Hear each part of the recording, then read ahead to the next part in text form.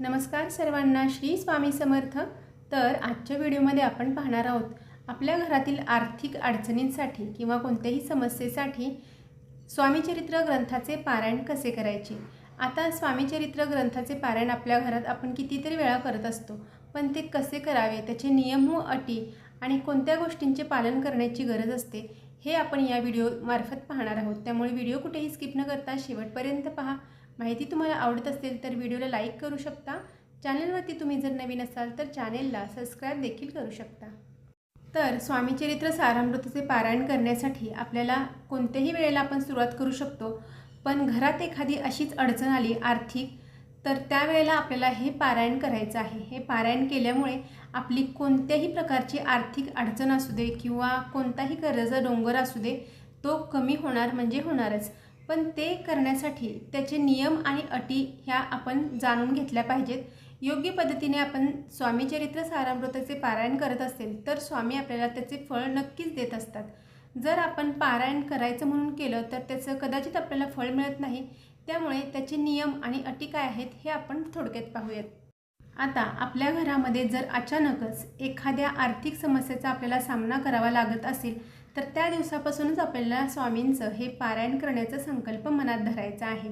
आता दुसऱ्याच दिवशी आपल्याला सकाळी लवकर उठायचं आहे, मग तो कोणताही वार असू दे, त्या दिवशी लवकर उठून आपल्या घरातील देवतांची पूजा करायची।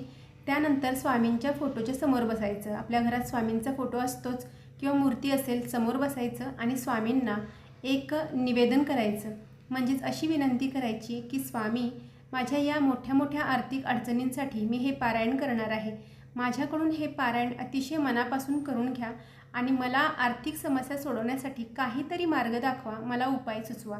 त्यानंतर शास्त्रोक्त पद्धतीने आपल्याला संकल्प सोडायचा आहे। म्हणजेच उजव्या हातामध्ये अक्षता, फुले, तुलसीपत्र, हळदी कुंकू हे सर्व घ्यायचं आणि हा संकल्प स्वामींना बोलवून दाखवायचा आणि त्यानंतर ते आपल्याला एका ताम्हणात सोडायचं आणि 3 वेळा पळीने पाणी डाव्या हाताने उजव्या हातावर सोडून हा संकल्प पूर्ण करायचा। आता संकल्प झाल्यानंतर स्वामीचरित्र सारामृताची जी पोथी आहे ती घ्यायची आहे, ती आपल्या कपाळाला लावून घ्यायची आणि त्यानंतर तिची पंचोपचारे पूजा करायची। म्हणजे धूप, दीप, फुले, अक्षता, हळदी कुंकू व्हायचं आणि तिची पूजा करायची। आता ग्रंथाचं पूजन झाल्यानंतर जर आपला देवघर वरती असेल तर आपल्याला हे सगळं खाली बसून करायचं आहे। एक आसन बसायला घ्यायचं आणि समोर एक पाट ठेवून आपल्याला तिथे ग्रंथपूजन करायचं आणि तिथे आपण पारायणाची सुरुवात करू शकतो। आणि जर वरती असेल तर बसायला खुर्ची किंवा टेबल घेऊ शकतो, परंतु देवघराच्या खालीच आपण जर पूजा मांडणी केली तर ती अतिशय उत्तम। व्यवस्थित पद्धतीने आपल्याला ग्रंथवाचन करता येते आणि आजूबाजूला नैवेद्य वगैरे सगळ्या गोष्टी व्यवस्थित करता येतात। आता बाजूला अगरबत्ती, दिवा हे तर सगळं असणारच आहे। त्याच्या साक्षीने आपल्याला ग्रंथ हातात घ्यायचा आहे आणि स्वामींना मनापासून नमस्कार करून त्यानंतर 1 ते 21 अध्याय आपल्याला एका बैठकीत पठण करायचे आहेत। पहिल्या दिवशी 1 ते 21 अध्याय असे करून आपल्याला 7 दिवस 7 दिवसांचे पारायण करायचे आहे। पारायणासाठी आपली जी वेळ आहे ती शक्यतो पहाटेची निवडायची। यामध्ये देवांचं चैतन्य सामावलेलं असतं आणि देवांची शक्ती आपल्या पृथ्वीवरती एकजूट झालेली असते। त्यामुळे या काळात पारायण केल्यामुळे आपल्याला त्याचं फळही लवकर मिळतं। तसेच पहाटे पारायण केल्यामुळे आपलं मनही शांत असतं। घरातील सगळी मंडळी झोपल्यानंतर आणि लहान मुलांचा सुद्धा आवाज गोंधळ नसेल अशा वेळेला आपलं पारायणसुद्धा छान होतं आणि आपली जी सेवा आहे ना ती देवांपर्यंत लवकर पोहोचते। त्यानंतर दिवसभर आपल्याला अखंड श्री स्वामी समर्थ या षडाक्षरी मंत्राचा जप मनातल्या मनात करायचा आहे। त्यामुळे आपल्यासोबत खूप चांगल्या चांगल्या गोष्टी घडताना आपल्याला दिसून येतात। तसेच जी मनामध्ये निगेटिव्ह एनर्जी आहे ती सुद्धा कमी होताना आपल्याला दिसून येईल। म्हणूनच आपल्याला स्वामींचा धावा करायचा आहे, त्यांचा जप करायचा आहे। त्यानंतर आपल्याला दिवसभरात कुणाशीही वाईट बोलायचं नाही, कुणाचा अपमान करायचा नाही किंवा कुणाला आपल्यामुळे त्रास होईल असंही काही वागायचं नाही। दिवसभर सर्वांशी प्रेमाने आनंदाने राहण्याचा प्रयत्न करायचा। दोन्ही वेळेला आपल्याला घरात आरती करायची। नैवेद्य जो काही आपल्या घरामध्ये बनवलेला आहे तो स्वामींना अर्पण करायचा, कुलदेवीला अर्पण करायचा आणि त्यानंतर आपण जे साधं सात्विक जेवण आहे ते ग्रहण करायचं। घरामध्ये कोणत्याही प्रकारचा मांसाहार या 7 दिवसांमध्ये करायचं नाही। तसेच पारायण काळात पती पत्नींनी ब्रह्मचर्याचे पालन करणे खूप गरजेचे आहे। हा खूप महत्त्वाचा नियम आहे. मांसाहार आणि ब्रह्मचर्याचे पालन या 2 नियम तरी आपल्याला कटाक्षाने पाळलेच पाहिजेत, तरच आपल्याला या पारायणाचं उत्तम फळ मिळतं. आता घरातील लक्ष्मीची कृपा होण्यासाठी आपल्याला घरातील वातावरणसुद्धा आनंदी ठेवायचं आहे.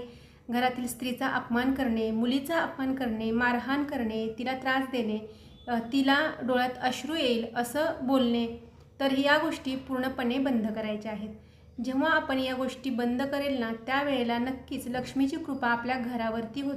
तसेच कोणतीही आर्थिक समस्या असू दे, ती माता लक्ष्मीच्या कृपेमुळे आणि स्वामींच्या आशीर्वादामुळे ती आपली कमी होते, दूर होताना आपल्याला दिसून येते. म्हणूनच अशा पद्धतीने सात्विक मनाने, अतिशय प्रेमळ अंतकरणाने आपण स्वामींचे हे पारायण 7 दिवसांची पूर्ण करायचे आहे. 7व्या दिवशी आपल्याला यथाशक्ती जो काही नैवेद्य आहे तो स्वामींना अर्पण करायचा आहे. पोथीला अर्पण करून आपल्या घरातील सर्वांनी मिळून तो प्रसाद घ्यायचा आहे. तसेच आपल्या इच्छेप्रमाणे दानधर्म करायला विसरायचं नाही आहे. जेवढं आपल्याला शक्य आहे तेवढं तुम्ही दानधर्मही करू शकता. तसेच जेवढं शक्य होईल तेवढं स्वामींच्या मठामध्ये जाऊन त्यांना विनंतीसुद्धा करायची, स्वामी तुमचं पारायण केल्यामुळे माझ्या घरातील आर्थिक अडचण सुटताना मला दिसते, त्यामुळे तुमचं खूप खूप धन्यवाद. तुमच्यामुळे माझं हे पारायण तुम्ही पूर्णसुद्धा करून घेतलं आणि माझी आर्थिक अडचणसुद्धा सोडवली, त्याबद्दल तुमचे कोटी कोटी आभार. असं स्वामींना आभार मानून आपण परत यायचं आहे. 100% या प्रयोगाने सुद्धा स्वामींची कृपा आपल्यावरती होते आणि आपलं आर्थिक अडचण जी काही आहे ती सुद्धा कमी झालेली आपल्याला दिसून येते. तर ही होती छोटीशी माहिती तुम्हाला आवडली असेल तर व्हिडिओला लाईक करू शकता. चॅनलवरती तुम्ही जर नवीन असाल तर चॅनलला सबस्क्राईब देखील करू शकता. तोपर्यंत सर्वांना श्री स्वामी समर्थ.